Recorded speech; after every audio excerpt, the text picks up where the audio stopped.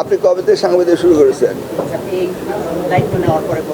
প্রথম। এই জন্য আপনি জানেন না, এই কোনো বিশ্ববিদ্যালয়ে আমি এর আগেও এসেছি, এমপি থাকতে এসেছি, স্টেট মিনিস্টার থাকতে আসছি। এতে কার্যক্রম সম্পর্কে আমাদের জানার ইচ্ছে ছিল, আমরা জেনেছি, আমরা আগেও এসেছি। কিন্তু বর্তমানে কি এটা আমি জানি না, সেটা দেখার পরে আমরা বলতে পারবো। স্টেডিয়ামে সেদিন উনি স্ট্রেট বললেন যে আপনার ছবি নিয়ে এত পয়সা খরচ করছেন কেন, what is the necessity of it. একটি স্টেডিয়াম সাজাতে আমরা যদি 200 ছবি লাগিয়ে থাকি, পার পিকচার কত খরচ হয় আমি জানি না। আপনি তো অনেক ছাপাইছিলেন সুন্দর ছবি দিয়া, মোজগুলি তখন কালো ছিল।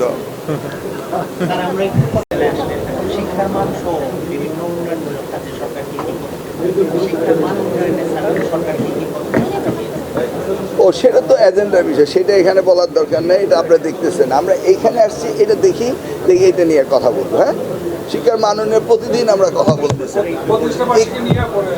এগুলি আমরা আগে এটা দেখে নিই, বুঝতে পারছেন? দেখে আমরা এটা নিয়ে কথা বলবো। আমাদের তো এজেন্ডা অনেক কিছু রয়ে গেছে। এই যে দেখলেন না, ঢুকেই আমরা এজেন্ডা বহির্ভূত কাজ করতে রাজি না। আমরা আসছি এই বিশ্ববিদ্যালয়টা কীরকম চলছে, এখানে শিক্ষার মান কেমন, এটা আমরা দেখছি। আর শিক্ষার মান উন্নয়নের জন্য আমাদের অনেক এজেন্ডা আছে, এটা বলতে গেলে 1 ঘন্টা লাগবে। আমরা প্রতিদিন ন্যাশনাল মিটিংয়ে বলি, এটা আমাদের এজেন্ডায় রয়েছে, এটা আপনারা দেখতে পাচ্ছেন। আজকে আমরা এই প্রতিষ্ঠানটা দেখে কথা বলবো। আমাদের তো এভরিডেই নতুন কিছু হচ্ছে, এভরিডে। আর কোনটা বলবো বলেন? আপনি স্পেসিফিকলি জানতে চান, বলেন এই ইস্যুটার সম্বন্ধে জানতে চাই, আমরা বলি। একটা ইস্যু নিয়ে কথা বলেন, কোনটা বলেন? হ্যাঁ, এই যে এখন আপনি স্পেসিফিকলি বললেন, আমরা একক প্রশ্নপত্র এবার এইচএসসি পরীক্ষা নিচ্ছি, এবং আগামী দিনে মাদ্রাসা এবং টেকনিক্যাল বোর্ডের প্রশ্ন একক প্রশ্ন হবে। কারণ একটি বাংলাদেশের এক এক বোর্ডে একটা প্রশ্ন করতে পারে না। একটি দেশের ছাত্রদেরকে একই প্যারামিটারে স্ট্যান্ডার্ডাইজ করতে হবে। সেই জন্য আমরা এবার 9টি বোর্ডকে একক করেছি। টেকনিক্যাল অ্যান্ড মাদ্রাসা হয়নি, এটা আগামী হবে। বিশ্ববিদ্যালয় মানেই হচ্ছে সেখানে গবেষণা থাকতে হবে, এবং এই গবেষণার বাজেট আগে ছিল না, এবার আস্তে আস্তে আমরা বাজেট বাড়াচ্ছি। গবেষণা ছাড়া একটা বিশ্ববিদ্যালয় হতে পারে না। এখানে রিসার্চ পেপার হয়, এখানে পিএইচডি হয়, গবেষণা হয়, এবং যত গবেষণা হবে তত বিশ্ববিদ্যালয়ের কিউএস রেটিং বাড়বে। এবং আমরা উন্নত মানের বিশ্ববিদ্যালয় বানানোর জন্য আমরা চাই প্রত্যেকটি বিশ্ববিদ্যালয় তারা গবেষণায় ইনক্লুড হোক।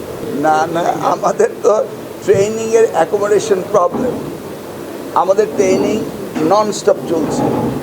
এই অ্যাকোমোডেশনের প্রবলেম বলে আমাদের অ্যাকোমোডেশন অর্থাৎ আসন সংখ্যা বাড়াতে হবে, এটা আমাদের করতে হবে। এবং শিক্ষার মান উন্নয়নের জন্য শিক্ষককে ট্রেনিং হচ্ছে 1 নম্বর প্রায়োরিটি। আমাদের এজেন্ডায় রয়েছে প্রাইভেট বিশ্ববিদ্যালয়ের ট্যাক্স কমিয়ে দেওয়া হবে। আপনি নিশ্চয়ই বাজেট অধিবেশন দেখেছেন, বাজেট পাস হয়েছে, যেখানে 10% ছিল সেটাকে কমিয়ে 5% করা হয়েছে। এবং এই 5% গভর্নমেন্ট বলেছে যে আপনারা শিক্ষা খাতে ব্যয় করবেন। ট্যাক্স কমিয়ে দিয়ে, ট্যাক্স রিবেট দিয়ে সেই টাকাটা রিসার্চ অ্যান্ড ডেভেলপমেন্টে খরচ করার জন্য নির্দেশ দেওয়া হয়েছে, যেটা যুগ যুগ ধরে চলে আসলো, তার পরিবর্তন আসছে। যাদের দুর্যোগ এলাকা রয়েছে, যেখানে বন্যা কবলিত হয়েছে, যেখানে আমাদের লোকাল প্রশাসন পরীক্ষা নিতে পারছে না, তারা সেইভাবে তাৎক্ষণিকভাবে আমাদেরকে জানাচ্ছে, এবং তাৎক্ষণিকভাবে আমরা সেই এলাকায় পরীক্ষা বন্ধ করে দিচ্ছি, এবং পরবর্তীতে অবশ্যই নিতে হবে তাতে একই সাথে। এবং সারা বাংলাদেশে পরীক্ষা চলছে, শুধু দুর্যোগ এলাকায় বন্ধ রয়েছে। 1991-এ প্রধানমন্ত্রী দেশপ্রতা বেগম খালেদা জিয়া তিনি এই শিক্ষকদেরকে কল্যাণ ট্রাস্ট এবং অবসর ভাতার ব্যবস্থা করেছিলেন। এখন এই মুহূর্তে একজন শিক্ষক যখন রিটায়ারমেন্টে যায় 25, 30, 35, 40 লক্ষ টাকা তার রিটায়ারমেন্টে পায়।